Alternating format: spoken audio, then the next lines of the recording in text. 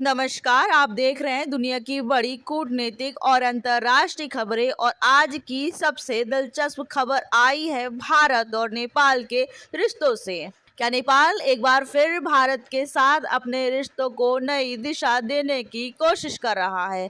क्या हाल के विवादों के बावजूद दोनों देशों के बीच भरोसा पहले से ज्यादा मजबूत हो रहा है? और क्या दक्षिण एशिया की राजनीति में कोई बड़ा बदलाव देखने को मिल सकता है? आइए समझते हैं पूरी खबर। एक तरफ नेपाल की राजनीति में कुछ ऐसे बयान सामने आए हैं जिन्होंने दोनों देशों के बीच चर्चा तेज कर दी है। सीमा से जुड़े मुद्दों पर भारत पहले से ही स्पष्ट कर चुका है कि ऐसे मामलों का समाधान केवल भारत और नेपाल के बीच द्विपक्षीय बातचीत से ही होगा और किसी तीसरे पक्ष की भूमिका स्वीकार नहीं की जाएगी। लेकिन सवाल यह है कि अगर मतभेद है तो फिर नेपाल के बड़े नेता लगातार भारत क्यों आ रहे हैं? दरअसल पिछले कुछ समय में नेपाल के कई वरिष्ठ नेताओं ने भारत का दौरा किया है। उन्होंने भारत के शीर्ष नेताओं से मुलाकात कर राजनीतिक, आर्थिक और रणनीतिक सहयोग पर चर्चा की है। अब एक और बड़ी खबर सामने आई है कि अब भारत और नेपाल अपने रक्षा संबंधों को पहले से ज्यादा मजबूत बनाने जा रहे हैं। सवाल का जवाब हाल ही में हुई एक महत्वपूर्ण सैन्य बैठक में छिपा हुआ है। भारतीय सेना के वरिष्ठ अधिकारी लेफ्टिनेंट जनरल संजीव चौहान ने काठमांडू स्थित नेपाल के सेना मुख्यालय में नेपाल सेना प्रमुख जनरल अशोक राज सिंघल से मुलाकात की है। यह मुलाकात इतनी महत्वपूर्ण क्यों मानी जा रही है? क्योंकि भारत और नेपाल के सैन्य संबंध केवल औपचारिक नहीं है, बल्कि दशकों पुराने विश्वास और सहयोग पर आधारित है।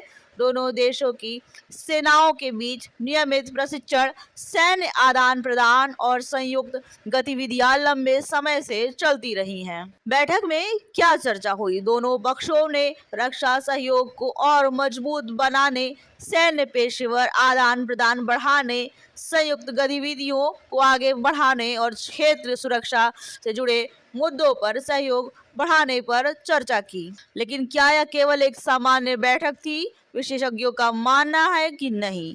ऐसे समय में दक्षिण एशिया की भू राजनीति तेजी से बदल रही है। भारत और नेपाल के बीच बढ़ता सैन्य संवाद क्षेत्रीय स्थिरता और सुरक्षा के लिए महत्वपूर्ण माना जा रहा है। एक और दिलचस्प सवाल, भारत और नेपाल के रक्षा संबंध इतने खास क्यों माने जाते हैं? इसकी सबसे बड़ी वजह है गोरखा सैनिकों की ऐतिहासिक परंपरा। दशकों से नेपाली नागरिक भारतीय सेना की गोरखा रेजिमेंट का हिस्सा रहे हैं। यही नहीं, दोनों देशों की सेनाओं के प्रमुखों को एक दूसरे की सेना में मानद जनरल की उपाधि देने की परंपरा भी दोनों देशों के अनोखे रिश्तों का प्रतीक है। तो क्या हालिया राजनीतिक मतभेद दोनों देशों के रिश्तों को प्रभावित करेंगे? फिलहाल जो संकेत मिल रहे हैं वे कुछ और कहानी बताते हैं। राजनीतिक स्तर पर मतभेदों के बावजूद दोनों देशों के बीच संवाद जारी है और रक्षा सहयोग लगातार मजबूत होता दिखाई दे रहा है।